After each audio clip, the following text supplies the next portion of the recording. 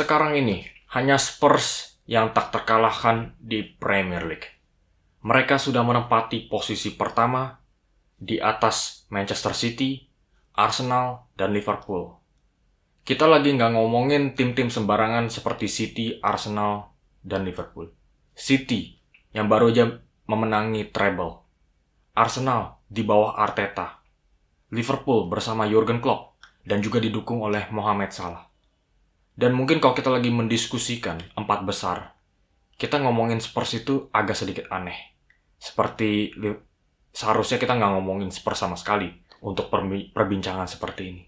Karena sebelum musim ini, kita bisa bilang Spurs itu di bawah pelatih baru, harus ada transisi dulu, harus ada waktu adaptasi untuk pemain-pemain barunya. Mungkin agak kesulitan untuk bisa mencapai posisi Europa League. Tapi realitanya sekarang, Spurs berhasil menempati posisi pertama di atas City, Arsenal, dan Liverpool. Yang lebih menakjubkannya lagi itu adalah bagaimana dengan cepatnya Ange Postecoglou ini bisa menyusun formasi yang paling tepat untuk pemain-pemain Spurs kali ini. Kita harus ngomongin pertama adalah keputusannya Ange Postecoglou untuk memberikan tanggung jawab sang kapten di skuad Spurs kali ini. Kehilangan seorang kapten legendaris seperti Harry Kane itu adalah kehilangan yang sangat besar. Dan sangat sulit digantikan oleh satu pemain manapun juga. Son Heung-min sendirian itu nggak cukup. Jadi apa yang dilakukan oleh Ange Postecoglou adalah dia memberikan tanggung jawab untuk Son Heung-min sebagai kapten, tapi di belakangnya ada dua wakil. Biasanya kan satu wakil aja, tapi sekarang ini dua wakilnya adalah James Maddison dan Cuti Romero. Ini adalah pernyataan dari Ange Postecoglou bahwa tanggung jawab Spurs itu nggak harus dibebankan ke satu pemain saja, tapi ke seluruh skuad. Itu yang dia ingin lihat. Tanggung jawab dari seluruh skuadnya saja. Nggak cuma Son Heung-min, tapi James Maddison dan Cuti Romero juga punya suara sebagai kapten. Dan pernyataan seperti ini ada dampaknya yang sangat bagus dari skuad Spurs kali ini. Mereka merasa mereka itu ada kontribusi untuk komunitas Spurs ini. Kita bisa lihat bagaimana Son itu selalu sangat menggebu-gebu ya. Setelah pertandingan usai, dia itu selalu menyuruh pemain-pemain Spurs ini untuk langsung datang ya, memberikan rasa terima kasih untuk para penggemar Spurs yang datang ke partai tandang. Dan juga bagaimana James Maddison dengan tanggung jawabnya yang lebih ini ya. Dia itu sering sekali berinisiatif untuk bisa menerima bola di area luar kotak penalti dan bisa langsung menciptakan peluang-peluang ke striker di depan. Dan juga Cuti Romero dengan tanggung jawab yang lebih. Seiring dengan tanggung jawab yang lebih ini, dia juga sudah bisa memberikan performanya yang jauh lebih bagus daripada musim-musim sebelumnya. Lebih dewasa. Sebelumnya kita bisa lihat level kedisiplinan Romero, bagaimana dia itu seringkali akumulasi kartu kuning. Tapi sekarang kelihatannya Romero itu lebih tenang, lebih dewasa, dan lebih memikirkan situasinya Spurs. Keputusan yang luar biasa sekali dari Ange Postecoglou ini. Bagaimana dia itu memberikan tanggung jawab kapten ketiga pemain. Dan bagaimana Ange Postecoglou ini menerapkan taktik inverted fullback ke tim yang relatif sangat muda. Muda bukan cuma dari segi umur, tapi muda dari segi waktu bermain bareng. Kita bisa lihat, taktik inverted fullback ini bukan taktik yang sudah lama diterapkan ya. Ini baru diciptakan 2-3 musim lalu. Pertama kali diterapkan itu oleh Pep Guardiola. Dan akhirnya Arteta juga sudah mulai meniru taktik yang sama. Dan Mikel Arteta ini juga butuh waktu 2-3 musiman untuk bisa sukses menerapkan. Sampai musim lalu di mana Arsenal itu akhirnya bisa menantang Manchester City. Tapi apa yang dilakukan oleh Ange Postecoglou di musim pertamanya adalah dia bisa berhasil menerapkan taktik yang nggak bisa diterapkan oleh tim sembarangan. dan manajer sembarangan. Ange Postecoglou bisa menerapkan taktik ini dalam musim pertamanya ini. Destiny Udogie sebagai back kiri dan Pedro Porro sebagai back kanan. Kedua pemain ini memiliki teknik yang sangat bagus untuk bisa beroperasi di lini tengah. Udogie, pemain muda yang sangat spesial ini.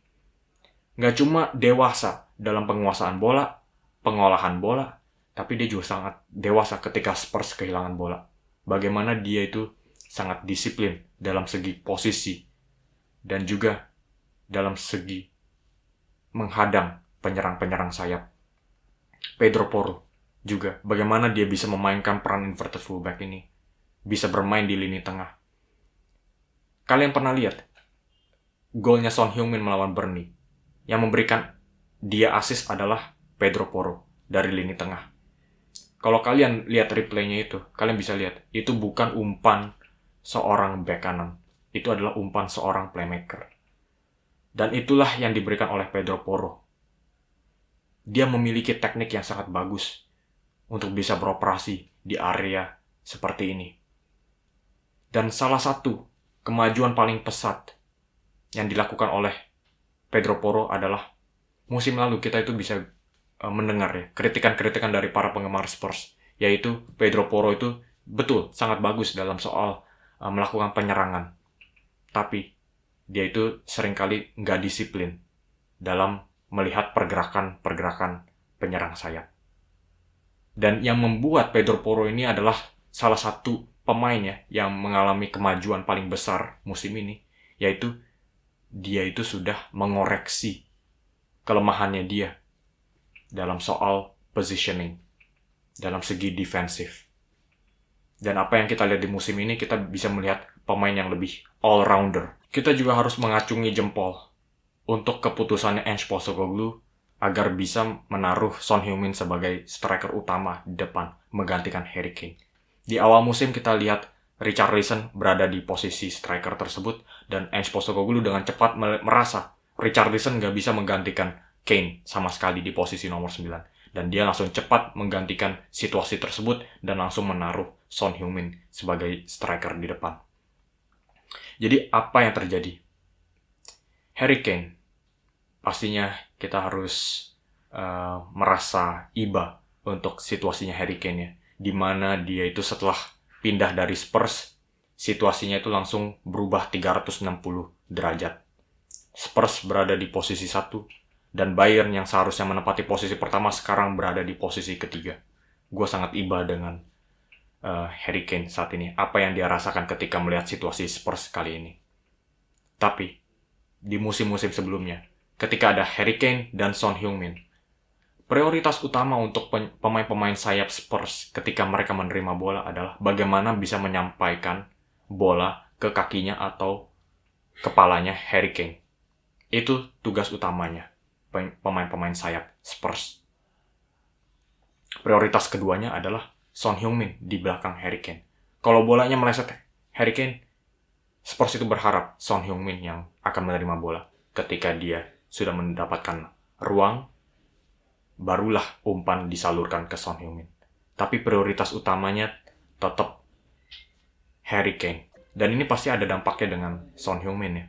Son Heung-min tuh nggak kalah klinisnya dengan Harry Kane. Kita bisa lihat golnya kemarin melawan Fulham. Bagaimana dia bisa mengelabui tim Reims dan akhirnya menciptakan ruang tembak untuk dirinya sendiri. Dan bagaimana dia bisa melesatkan tembakan melengkung melewati Bernd Leno. Itulah level keklinisannya Son Heung-min. Bahkan gue bisa bilang Son Heung-min itu lebih klinis daripada Harry Kane. Kalau dia diberikan peran lebih besar daripada sebelumnya. Dan itu yang kita lihat. Son Heung-min sebagai striker, dia mendapatkan kesempatan yang lebih bagus, kesempatan yang lebih banyak sebagai striker utama. Dan dengan level konversinya dia, kita sudah lihat ya kan, Son Heung-min itu dari soal XG dan golnya itu selalu kebanting. Dia bisa menyelesaikan XG yang kecil dan mengonversi XG tersebut menjadi jumlah gol yang sangat besar. Itulah level keklinisan Son. Dan ini pernyataan yang gue ingin bikin di video kali ini. Kalau Son itu bahkan bisa lebih bagus lagi daripada sebelumnya tanpa Harry Kane. Karena dia bisa menempati posisi striker, dan juga mungkin ada beberapa orang yang bilang Harry Kane itu nggak tergantikan. Karena dia itu nggak cuma memberikan gol, tapi level playmaking-nya dia itu sangat sulit digantikan. Karena dia juga sering memberikan assist ke Son Heung-min. Tapi itu juga yang sudah diralat oleh Spurs. Mereka menyadari tanpa Harry Kane, dari mana daya kreatifnya. Itulah kenapa mereka mendatangkan James Maddison. Maddison sebagai nomor 10 bisa menyalurkan umpan-umpan terobosan ke Son Heung-min. Kita bisa lihat, mungkin hubungannya Son dan Maddison ini bisa sama kuatnya dengan hubungan Son dan Harry Kane. Karena Son bisa menyumbangkan gol-gol dan James Maddison bisa menyumbangkan peluang-peluang emas. Jadi kehilangan Harry Kane ini sebetulnya bukan kehilangan yang besar. Karena Spurs sudah mendapatkan striker yang sama bagusnya dengan Harry Kane. Dan mereka juga sudah berhasil mendatangkan playmaker yang bagus. Kita harus ngomongin lagi tentang James Maddison. Bagaimana hanya Spurs yang bisa mendatangkan James Maddison dengan harga 40 juta. Hanya 40 juta. Kurang dari setengah harganya Harry Kane. Investasi yang luar biasa sekali dari Daniel Levy dan Tottenham Hotspur. Hanya 40 juta. Maddison ini ya bisa bermain di seluruh klub 4 besar di Premier League. Mau di Manchester City, Arsenal, dan Liverpool, pasti ada tempat untuk James Maddison. Itulah seberapa bagusnya James Maddison. Dan yang bikin gua garuk-garuk kepala itu, kenapa cuma Spurs aja yang mengejar pemain dengan kualitas seperti ini. Itu luar biasa sekali. Berapa assist yang dia sudah gelontorkan musim ini? 5 assist. Hanya di belakang Pedro Neto dan Kieran Trippier dengan 6. Dan juga kita bisa lihat dengan golnya di Fulham, dia nggak cuma bisa menyumbangkan assist, tapi dia juga bisa menyumbangkan gol. Sangat luar biasa sekali squad Spurs musim ini. Oke guys, sampai di sini aja video kali ini. Coba kasih pendapat kalian, apakah dengan squad Spurs musim ini, apakah Spurs bisa mencoba menantang tim-tim seperti Manchester City dan Arsenal untuk gelar Premier League? Karena kalau kita lihat, mereka nggak cuma punya squad yang bagus, tapi mereka itu nggak harus memikirkan kompetisi seperti Champions League ataupun Europa League. Mereka bisa fokus dengan Premier League. Dan seperti biasa, jangan lupa klik like dan subscribe, karena gue harus menggarisbawahi seberapa pentingnya dukungan-dukungan kalian untuk channel ini. Oke, sampai di sini aja video kali ini. Sampai jumpa di video selanjutnya, dan terima kasih sudah menyaksikan.